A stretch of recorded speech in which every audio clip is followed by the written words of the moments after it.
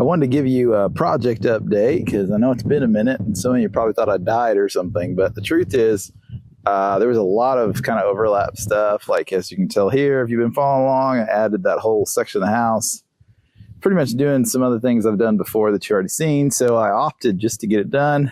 But I want to give you an update about my progress and kind of tell you what I'm doing next. So I'm trying to think all that I've done. We framed this out. If you remember, you can see the trench still here too, but the powers ran that way. And so I had to leave this spot open, and I decided to just do that. But this is much like the construction of everything else. I did a little different thing with the piers. I used, some of them I used these kind of after the fact ones where you drill. There's like a, I don't think you can see it, but like a redhead anchor. But pretty much the same thing. We've got my, let's see if we can get that to, no, maybe not. It's too dark, but there is the same thing going on as over here where we've got the rafter tails and whatnot. I'm not quite done with the siding because I ran out of materials, but that's pretty much the big update. I've got this finished off, did some other little projects. Now the project I'm working on today, got my drip edge there. I messed up on this, and that last purlin should be out that direction. And so I'm going to have to take it off. I love doing things twice. It's so fun. I'm going to take that off and put it up and then put my drip edge on and then start on laying out some metal roof. So that'll be exciting.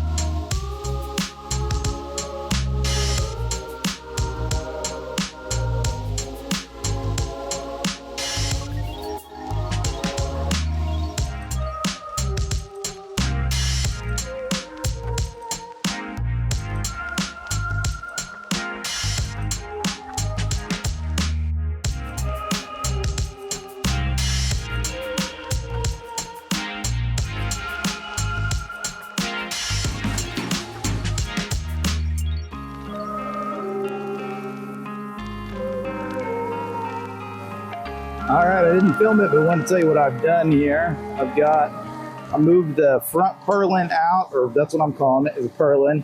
And then I put on drip edge to try to establish a line. Let me show you.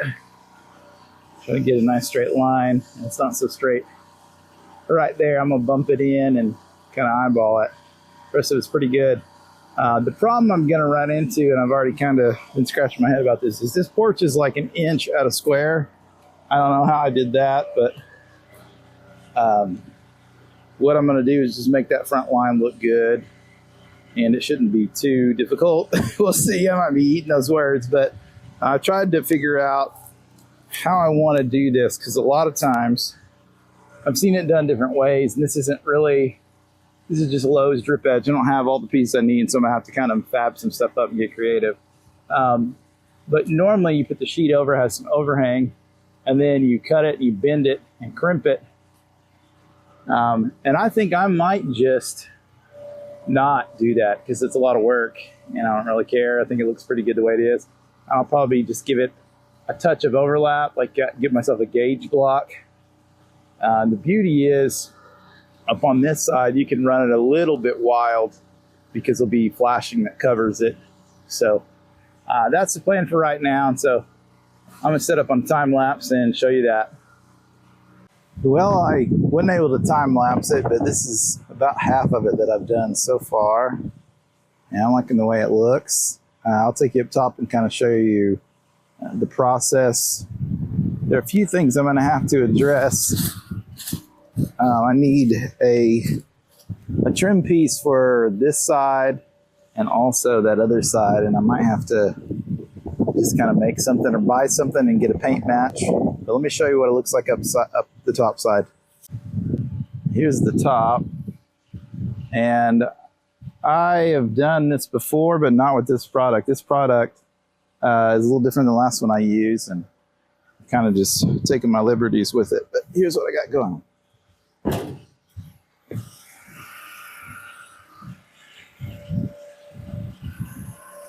The way it stands is you clip in a sheet and kind of fold it that way, and then you can just massage it with your foot until it snaps in place, no one's there. And then I put 2 screws on every purlin. I think that'll be plenty. I would like it if I had more, but if I would have done this again, I probably would have put, I don't know, maybe 2 more purlins on this roof. I'm about halfway done with it. It's looking good.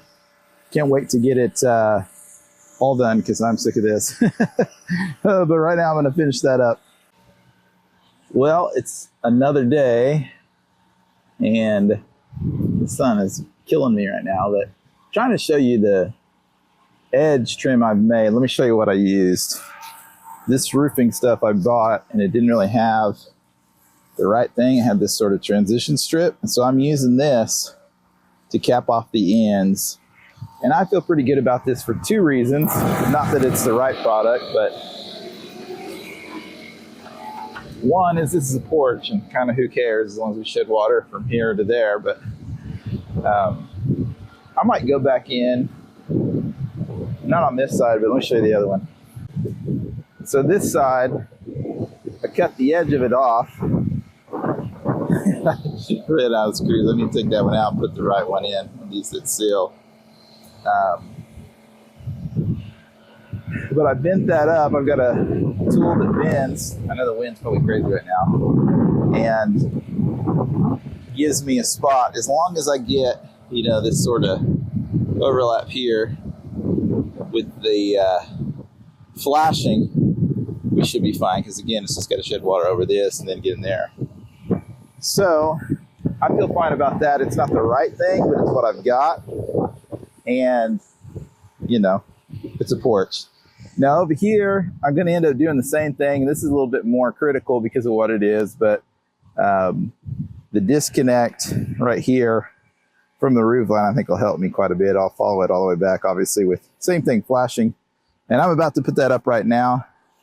I'll pour tar paper. I'm going to have to kind of start over on some of it, but it's just been up too long and may just need to shed water. But I'm probably going to put my first row of starter and then do the flashing. And what I'll probably do is take and measure from there to here and make a line and snap a chalk line so I can keep my flashing straight, because it just got to overlap, where this is ice and water shield, and my flashing will be on top of that, and then we'll put shingles, a row of them over that. So I'm about to do that right now. I really can't set up to do any of this on top of the roof because I don't know what to do with the tripod, but I'll show you the results.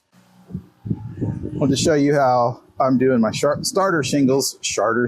Oh, good Lord. So this is a finished product.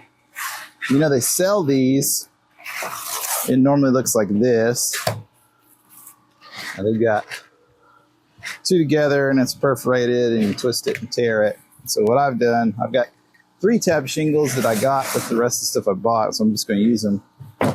I see a lot of people, the way they do their starter, pretend this is the edge of the roof, the rake of the roof. They just turn it upside down and pop some nails in it, and that's their starter. I don't think that's a very good plan, because you're not utilizing the tar strip to hold the paper down. With the starter shingles they sell, that's the whole thing about them. It's the same, they're half width, and you put your nail in this area, and then the shingle lays on top of that, and that tar strip holds it there, so there's no, that first row has an adhesive barrier there, adhesive link. So that's what I'm doing. I've seen people argue about what's what, and there's plenty of roofs that have been done this style that are still fine, but this seems like a lot more what we should be doing today. If you're going to go this route, well, this is kind of a weird deal. Most of the time people just buy starter. Like I said, I have these, so I'm going to use them. It is so bright and sunny out here. It's hard to show you what I've got going, but Here's the old roof. I'm going to show you a few little details and then give you some links on how to do specific things. So there's like 4 things I didn't have really the ability to show you in detail. One is how to do step flashing. And I'm going to give you a link to that in the description. The other one is these roof vents. The other one is this ridge cap, which I'm about to do. But I just wanted to show you what my process has been. I've got a few little other squirrely things here. Got some flashing. I'm going to have to kind of finesse a little bit. It turned out pretty good. This took me probably, metal and all, maybe 25, 30 hours. And I think it's like about 1,000 square feet of roof structure. So I'm going to end this video right here.